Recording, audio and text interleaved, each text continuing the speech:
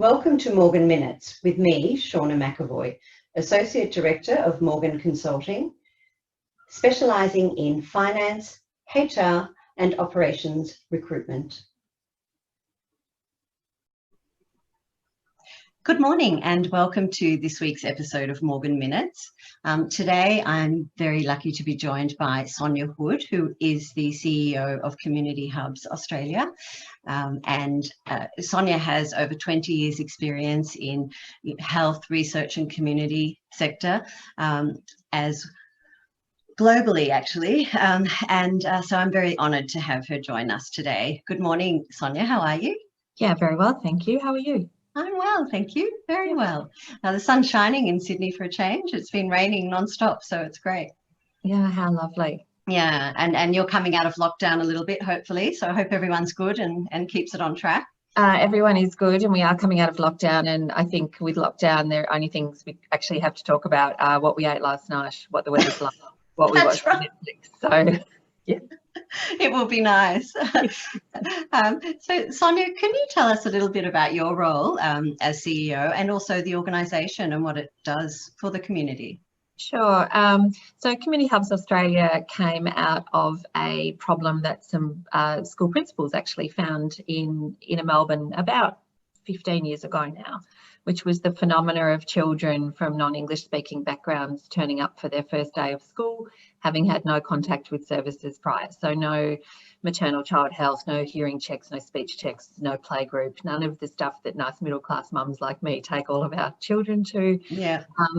Through no fault of their own, it just hadn't really happened. And that becomes a problem that the prep teacher has to deal with, or initially teacher has to deal with. 1 or 2 in the class is manageable. When it becomes 12 or 13, that's really disruptive. So the principals had worked on a program of putting playgroups into schools to try to get siblings of kids who were already in school into playgroup, connect them in with services that way. And they discovered pretty quickly that what they were dealing with wasn't a problem of isolated children, it was a problem of isolated women. And that through no fault of their own, the way that lives work and migration works and pathways work, you get women coming from all sorts of different backgrounds on all sorts of different visas to Australia, living a very full life raising their children, but not connecting in with anything much else. And so that's where the Hubs model comes from. So Hubs sit in primary schools, state Catholic and independent primary schools now across 4 states. We've got 78 sites as I speak to you now. Fantastic. But we should be at 100 by the end of the year. And they really do 4 things. The first is engage people. And often the women who come into Hubs have never been asked to anything before.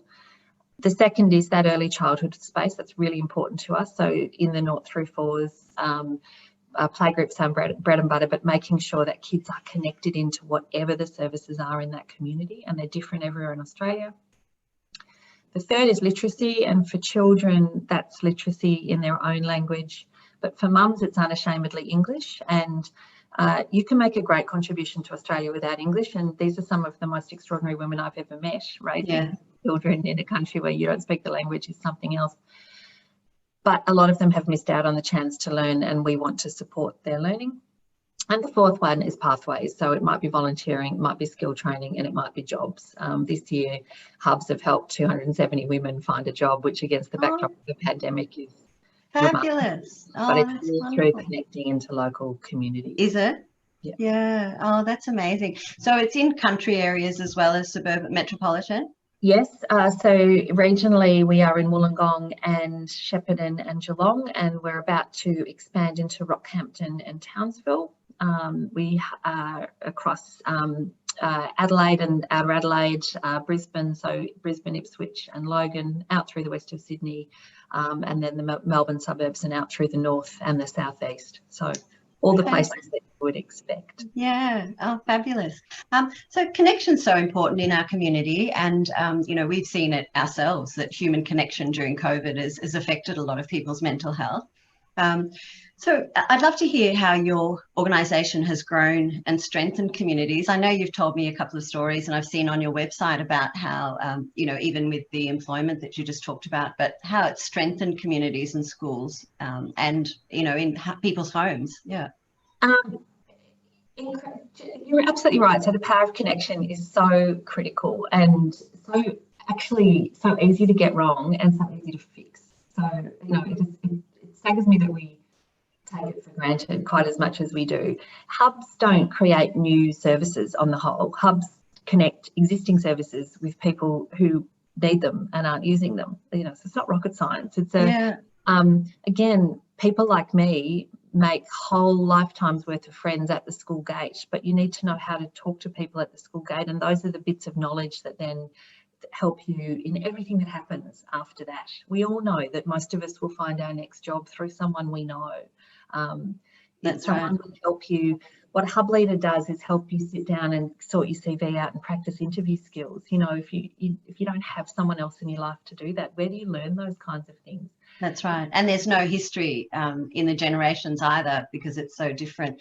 And so you have hub leaders, is that right? Yes, we have, each school employs a hub leader.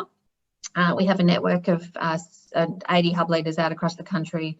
We employ, we partner with agencies in each place who provide a hub coordinator, so they help the hub leaders work together. So we're doing connection there too. So wow. We often describe it as being one set of ingredients and 78 different cakes or 78 different hubs, because every one of our hubs looks and feels different depending on the community that it sits in, the types of women in that community, the types of services and the types of need. Once a hub is in place, though, anybody's welcome. So that's really important. So it's very organic, isn't it? That extremely organic, which is kind of complex in a way, isn't it? Keeping it on track. Is that what you try and do? Is you sort of look at the outcomes, or what do you try and do then?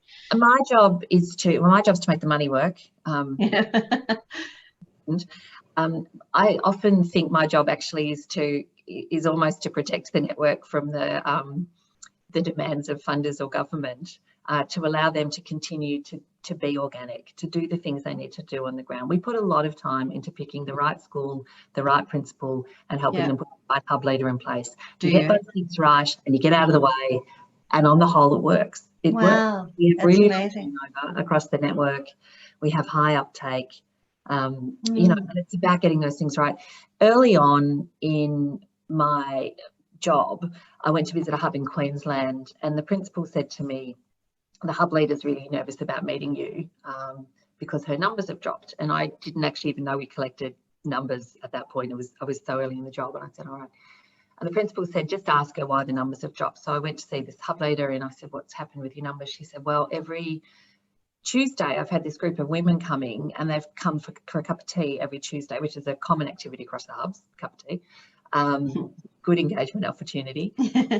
And they've been coming every Tuesday. And she said last month the school tuck shop went broke and closed, and those women have stopped coming to the hub because they've decided to open the school tuck shop as a social.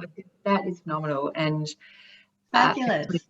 What a great outcome, but also what an indictment on us that we don't have a data system that captures that as well. Captures that as a great outcome.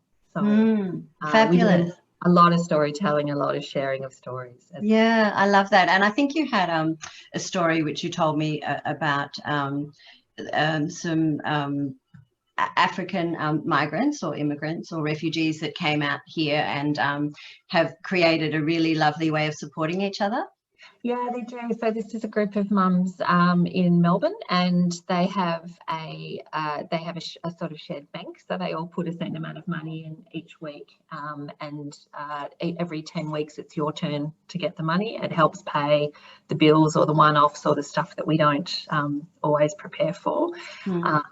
If someone's ill or if someone's having trouble at home, all of the other women cook for her, come and clean for her, look after her kids. So they do it as they're a sort of self-organised little. Oh, I love that. Yeah. It's really phenomenal just to see the way that works.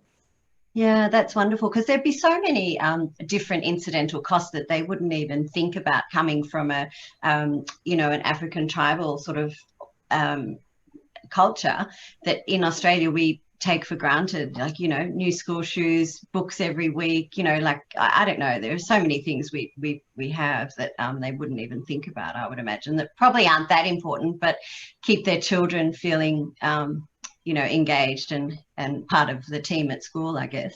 I think that as much as anything, it's often just about systems of finance and systems of money and systems of, there are new ways of doing things here. And that's true for everybody who comes here. So yeah.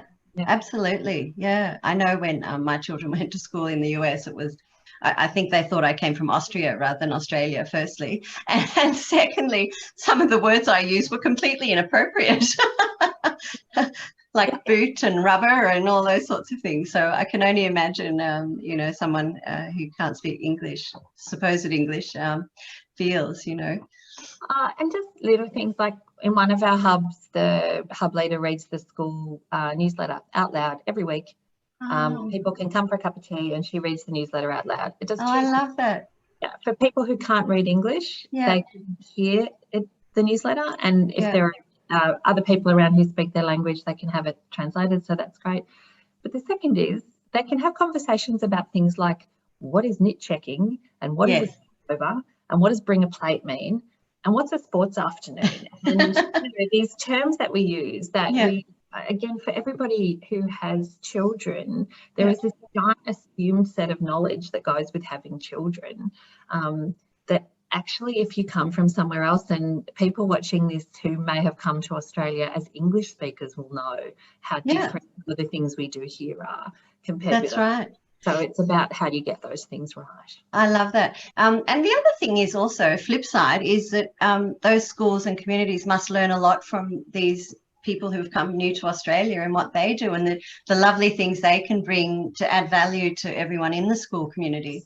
So this is one of my absolute bugbears, which is that we see migrants as people who come and just need to learn how we live. Be like us. Be like us, go through the process of being like us. That cultural exchange of actually, let's not see people in terms of what they can't do, but let's see them in terms of what they can do. Yeah. There are a number of hubs where most of the women in the hub are wives of skilled visa holders, so a lot of often Indian women or Pakistani women, they're really skilled. They've got degrees, they've got incredible competencies. And yet they're often very isolated when they come here. And again, if you work around in Parramatta and around Parramatta or Sydney or in around Docklands in Melbourne, you'll know plenty of men from that background. Often they've got a wife and children at home, and often she wants to work. And so again, helping her understand, get the language right around that here. Often their written English is often very good. So helping them become comfortable with using English in our context, helping them to be comfortable in our workplaces and with the way things work here. And actually just helping them understand how an interview works in Australia or how a CV, but our interviews are much more conversational, aren't they? That's right. And again, often women from other cultures will put all of their academic qualifications on the table and really highlight that. We're not interested in that. We want to know what you're going to be like in the office. As a team member, that's right. Yeah. So helping somebody just make that shift, and often that is just about, time. But then the skills and the attributes that they bring into our workplaces or into our schools or into our communities are phenomenal. We have to open ourselves up to that. And that's what Community Hubs does, I'm sure, which is fantastic. Look, Morgan Consulting would love to help if we could be in any way in terms of holding anything for people in community hubs to help them get work or to help them with processes if you need it from time to time. You would love that. And once we go back to being face-to-face, although we've all pivoted to, the hubs have all pivoted online as well. And have they? Yeah. And I was talking to a hub leader the other day who said that the best thing about 2020 for her is that she has come to grips with technology. Thing that she's ever enjoyed. And she said running playgroup on Zoom has been fantastic. And I said, how do the kids go on playgroup? And she said on Zoom, and she said they love seeing each other on the screen. She said the only problem we've had is with parents disciplining their children. She said, but we've all learned how to use the mute button. I love that. Yes, that's right. We even do that in meetings, team meetings. We mute ourselves if there's a child running in the